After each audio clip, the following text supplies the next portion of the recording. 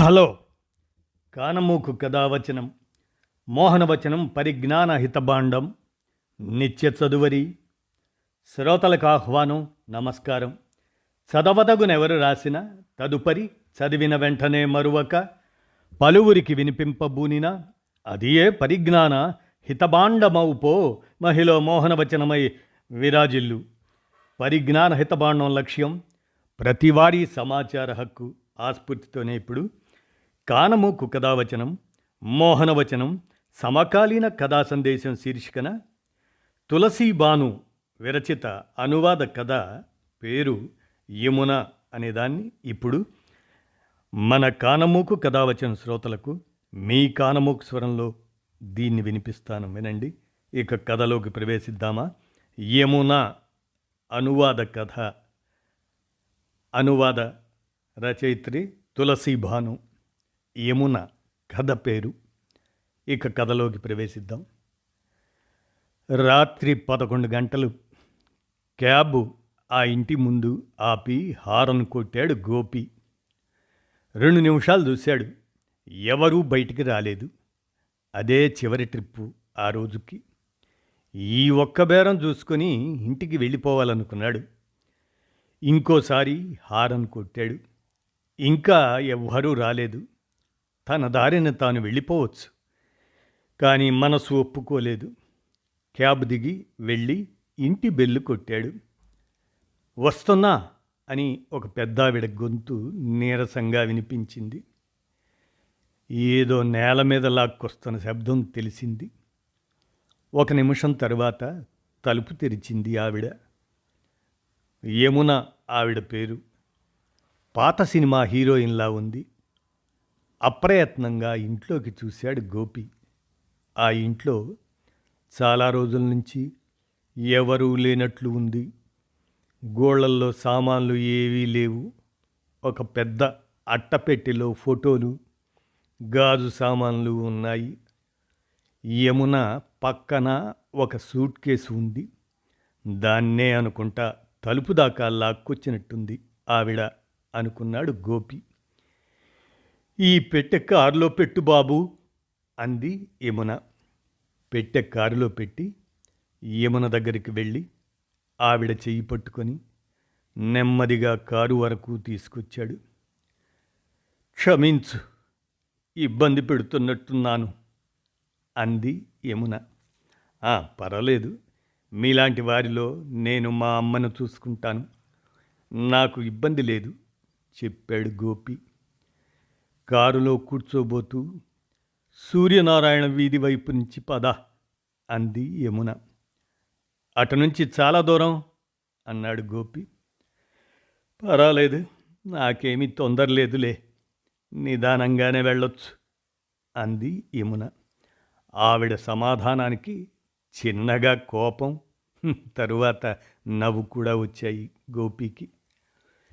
సరే కానీ అని తనకి తాను సర్ది చెప్పుకొని క్యాబ్ మీటర్ ఆన్ చేసేసాడు గోపి. క్యాబ్ నెమ్మదిగా నడుపుతున్నాడు.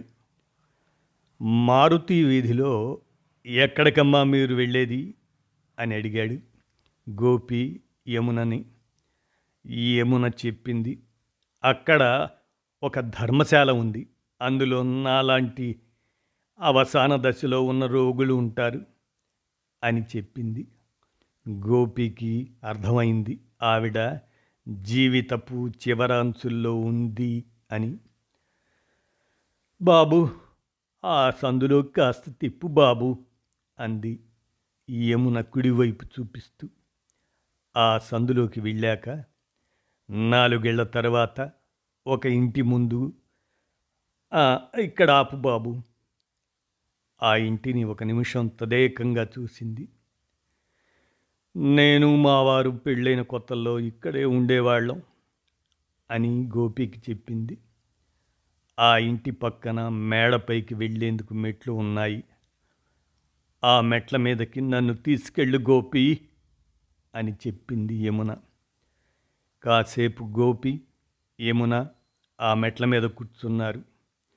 ఎదురుగా ఉన్న చీకట్లోకి చూస్తూ మౌనంగా కాసేపు కూర్చుంది యమున.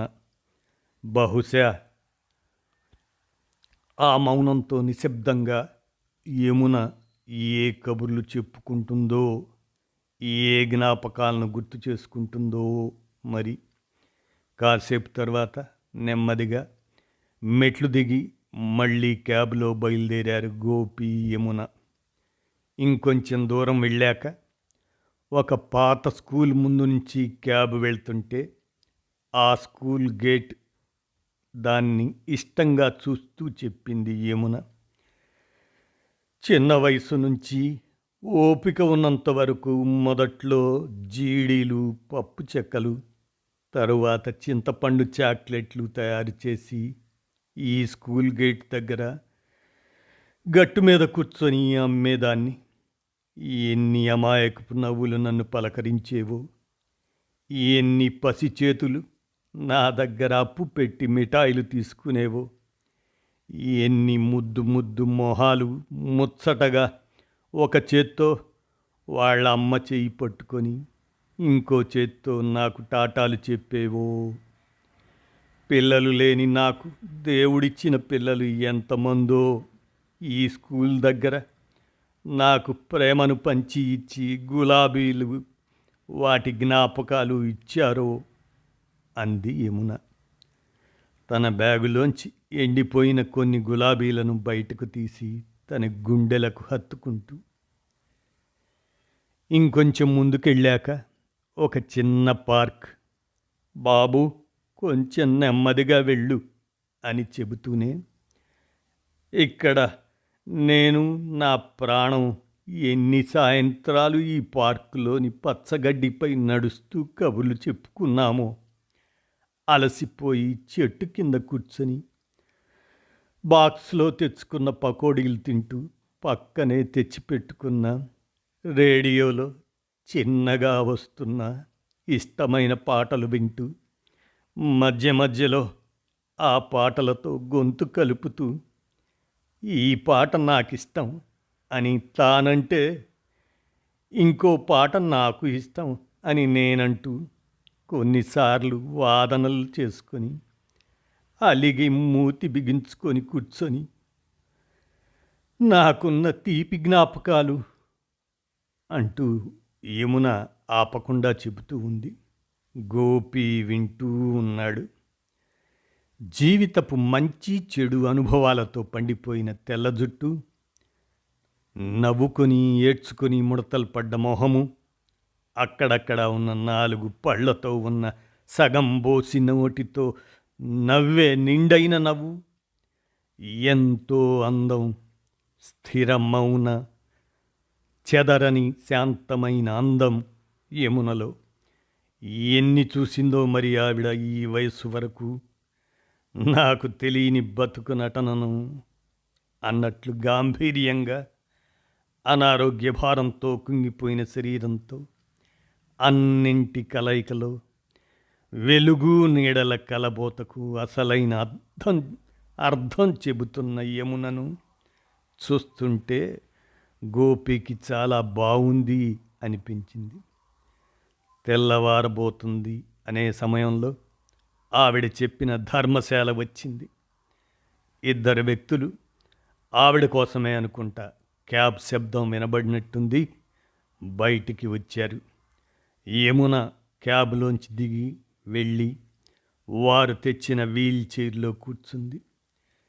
పెట్టెను క్యాబ్లోంచి తీసి యమున దగ్గర పెట్టాడు గోపి. ఎంతైంది అడిగింది యమున. ఏమీ వద్దు చెప్పాడు గోపి. నువ్వు బతకాలిగా, డబ్బు వద్దంటే ఎట్లా అడిగింది యమున. వేరే ప్రయాణికులు ఉన్నారుగా చెప్పాడు గోపి. వెనక్కి తిరిగి వెళ్ళిపోతూ యమున వైపు చూశాడు గోపి. మొత్తం జీవితాన్ని ఒక్క రాత్రిలో తనలో తాను మననం చేసుకుంటూ ఒక నిండు జీవితాన్ని తనకు పరిచయం చేసిన యమున తనకు చాలా దగ్గర బంధువు అనిపించింది. కిందకు వంగి వీల్ చైర్లో ఉన్న యమునను దగ్గరకు తీసుకున్నాడు గోపి. యమున కూడా గోపిని ఆప్యాయంగా హత్తుకొని ఒక ముదుసలికి ఒక వృద్ధ ప్రాణికి నీ వలన ఒక చిన్న ఆనందం కలిగింది. ధన్యవాదాలు బాబు అంది యమున కళ్ళ నిండా చిన్న తడితో కూడిన నవ్వుతూ. గోపి ఆవిడ చెయ్యిని పట్టుకొని ఇంక వెళ్తాను అని వీడ్కోలు చెప్పి క్యాబ్లో కూర్చొని బయలుదేరాడు. వెనక నుంచి తలుపు మూసిన చప్పుడు తెలిసింది గోపికి. బహుశా ఒక జీవితం ముగిసిపోబోయే సమయం అనుకున్నాడు. భారమైన మనసుతో గోపి ఇల్లు చేరి విశ్రాంతి తీసుకుంటూ అనుకున్నాడు గోపి. ఒకవేళ నిన్న ఆవిడ కోసం క్యాబ్లో ఒక కోపిస్ట్ డ్రైవర్ వెళ్ళుంటే, ఒక అసహనం ఉన్న డ్రైవర్ వెళ్ళుంటే ఏమై ఉండేదో. ఆవిడ తన అనుభవాలను నెమరు వేసుకోగలిగేదా? బహుశా లేదేమో అనుకొని ఊపిరి గట్టిగా పీల్చి వదిలాడు గోపి. ఎన్నోసార్లు జీవితంలో గొప్ప క్షణాల కోసం వెతుకుతాము, కానీ ఒక్కోసారి ఆ గొప్ప క్షణాలే వెతుక్కుంటూ మన దగ్గరికి వస్తాయి. అలా వచ్చినప్పుడు ఒడిసి పట్టుకోవటమే జీవితం అందించే బహుమతులు అనుకున్నాడు గోపి. ఇదండి కథ. యమున అనేటువంటి ఈ కథను కానమోకు కథావచనం, మోహనవచనం, సమకాలీన కథా సందేశం శీర్షికన తులసీబాను విరచితంగా ఈ అనువాద కథను మీ కానమోకు కథావచనం శ్రోతలకు మీ కానమోకు స్వరంలో వినిపించాను. విన్నారుగా. ధన్యవాదాలు.